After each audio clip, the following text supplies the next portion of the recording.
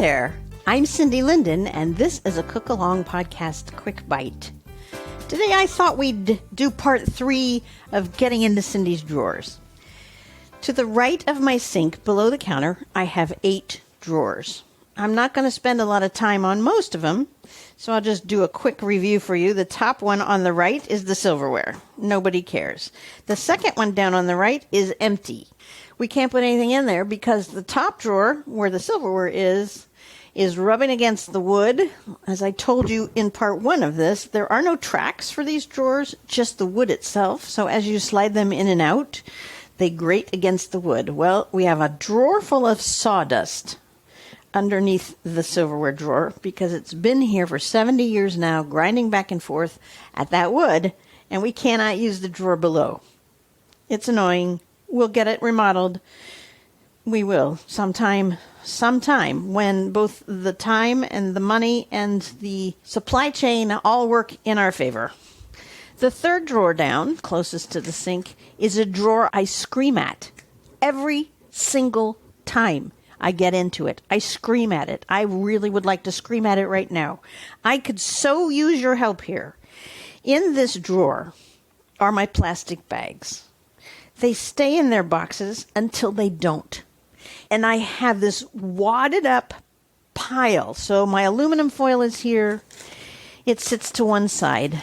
I have on the other side 2-gallon storage bags, also in its box, almost never opened. Next to that are the freezer bags, and then going sort of perpendicular to that are the 2-quart bags, the sandwich bags, and the snack bags. And then in the front are wadded a bunch that have been used, but they were washed and then put in here to be used again because whatever they held wasn't enough to actually dirty the bag beyond use, and everything is jumbled on top of itself. And when I try to put in a bag that was used, I can't find anything. I can't get to anything.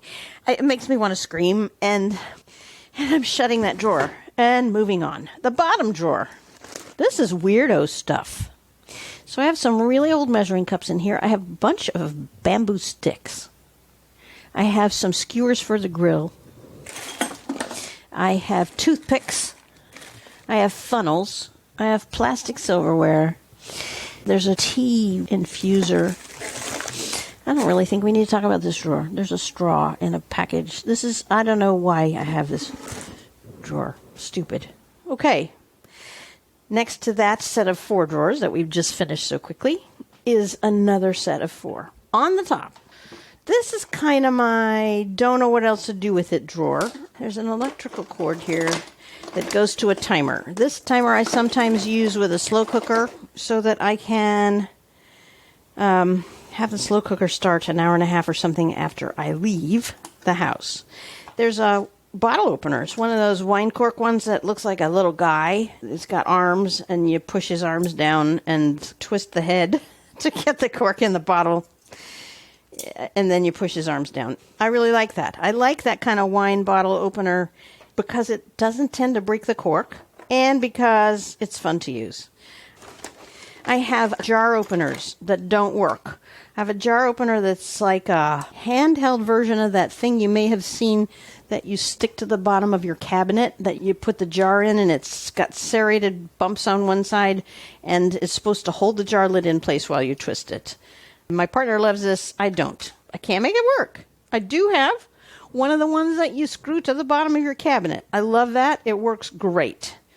I have another jar opener that has been my favorite one for probably 35 years. My uncle bought it for me after he stayed with me at my house. He sent me something and he said, I know you need this. It's called a swing away. It's got this slidey thing and like a clamp, and it clamps over the jar lid and then you squeeze it tight. It is unfortunately no longer working. I have it for only sentimental value. I'm going to put that, I think, in the pile of things to go away. It's just silly for it to be taking up space in here. I have what is this? A champagne stopper. Oh, I didn't know I had that. I'm going to get that out. I'm going to use that. I have some stuff in my refrigerator now. It's really nice. It's a rosé of all things. It's a sparkling rosé.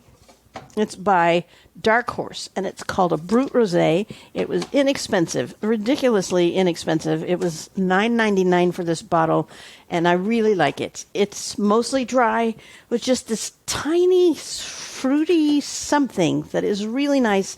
It's great for breakfast. If you're having a fancy breakfast, it's also great for dinner, for just something light. Okay. Here are some more replacement wires for my cheese cutter, which I told you about from part 1 of getting into Cindy's drawers. Here's my only classic can opener. This has a bottle opener on one side to open a bottle of beer. It has a pointy side to open a can of condensed milk or something that you need to open with a pointy piece. I've had this forever. That's not going anywhere. The rest of what's in this drawer is corks to put in the top of wine bottles, wine bottle stoppers. Here's a cool thing. This is a pouring spout to put in a bottle of oil. And then there are a bunch of clips, things to close bags. So carabiners are in here because I didn't know where else to put them. And bag clips of various kinds. Oh, and a can opener. I don't have an electric can opener because really... Do you really need an electric can opener? What happens when the power goes out? What happens when everything goes out and you still need to eat that can of beans in your emergency stash? You need a regular hand can opener. This one is by OXO. OXO Good Grips. So it's got nice soft handles and a big turny paddle, and that's necessary in your house. Need to have it. This is the last thing, and it's actually just the wrapper because the actual insides ended up in some other drawer. This is called Bees Wrap. It's a reusable food wrap that's a cloth coated in beeswax. And I have a package here that used to hold 3 of them. They live in other drawers now. We'll find them as we go. Drawer number 2. Vitamins, prescription pills, everything we take on a daily basis. Drawer number 3, this is a tool drawer. I'll just tell you the bottom drawer is kitchen towels. So we don't need to talk about that one. This tool drawer has just as many useful things as the tool drawer on the left-hand side, but they're things I don't use quite as often. And I do want to talk to you about what's in this drawer because... there's some weirdo things in here, but they are also what I think of as kitchen necessities. There's really a lot of interesting things in here. So here we go. Are you ready? All right. I have an apple corer / slicer. By pushing down on an apple, we'll slice an apple into 8 pieces and remove the core. It sort of kind of works. It's hard to use. It's still a good tool. I have a potato masher. Everyone should have a potato masher, whether you're mashing potatoes or apples for an applesauce. I have a cool microwave bacon cooker. This is a plastic tray with a short handle. Goes in the microwave. It's got 3 sort of T-shaped racks that stand up in holes. It's called Makin' Bacon, in case you want to look. Makin' Bacon Better. And... you drape the bacon over these T-shaped racks and microwave it, and all the fat just drips off. It's so smart. It does mean your bacon is always folded, but I can get over that, and so can you. I highly recommend these. It's just a really great tool. I've been using one of these for uncountable years. It's the way I make my bacon. It doesn't cook in its own grease, and it's done in just a couple of minutes. Great stuff. I have all my cooking thermometers in here. So there's a candy thermometer, there's a digital probe thermometer, there's an instant read thermometer, etc., etc. I have an ancient, very cool donut cutter. This was my mother's, and before her, it was probably her mother's. It used to have a red metal handle. The paint's all flaked off of it, or mostly. It's about 2.5 inches round. And you could cut round cookies with it if you wanted to use it for cookies. But it's got this little removable circle in the center. So it would cut out the center separately so you could have your donut holes. I don't use this piece. I wouldn't get rid of it for the world. I have a pastry cutter. This is also something you might want to consider for your kitchen. It's like a claw. It's like a brass knuckle with ridges. that you use to cut butter into a pastry. It's really a good tool if ever you make pie crusts with butter or biscuits or other stuff like that. Here is the bottom, the electrical part of my immersion blender, which I told you I keep the top part of in the drawer with the knives because it's sharp. I have 2 pastry brushes. One is an old paintbrush. It's a horsehair paintbrush. It's not a paintbrush. I shouldn't say it was an old paintbrush. It is certainly not. I bought it just for cooking, but it's horsehair. And then I have this other one. The horsehair one's very hard to get clean. The oil gets in there and you just got to wash it and wash it. It's really hard to get clean. Therefore, I bought a silicone brush for sometimes doing things that I don't want to spend that long cleaning. And this one's really easy to wash. It doesn't hold the oil or whatever as well, but I tend to use it first anyway to spread oil around on my pizza crust or whatever. I recommend one of these, some kind of pastry brush. I have recipes where you have to spread oil with a brush or you have to spread cream with a brush. That's what I'm using. I have a gadget here that pulls jars out of boiling hot water if you're doing a hot water bath canning. I got a gadget here that drains cans. You stick it down inside an opened can or over the top, and then you can turn the can over. There are 2 little handles, so you're holding it, and then all the liquid from the can drains out. This is going to sound probably silly, but I've never thought to use it on beans or canned tomatoes or any kind of canned vegetable until I saw a picture of it recently and went, oh, well, duh. What I use it for is tuna. So I put this inside a can of tuna and I squeeze it down on there to get the liquid off of the tuna. It's a handy gadget, and you can find those online or I don't know where else. Check online if you're interested. I have this bizarre tool. I don't know what it is. It's like a Swedish dough hook, and it's round, and it looks like an alien's head. It's on this long wooden handle that's shaped kind of like a wooden rolling pin might be, and then it's got this loop of stiff metal, and this was a gift, and I've used it once. It's supposed to make mixing stiff doughs, like bread doughs or something, faster and easier. I think that's probably true. Do I need a special tool for that? I don't know that I do. And I've only used it once, but it was like, yeah, okay, that sort of works. Do I care? I don't know. All right, we're getting there. We're almost done with this drawer. Back in the back is a knife sharpener, and I like that very much. It came with something else that's in this drawer, which is a glove that you supposedly can't cut through. Then I have this weird little gadget that I got tempted by online for hard-boiled eggs especially, and also I guess you could use it on mushrooms and or strawberries. You've probably seen an egg slicer. This is an egg slicer, so it has really fine wires that go above a little cup. When you put the egg in the cup and it'll slice the egg.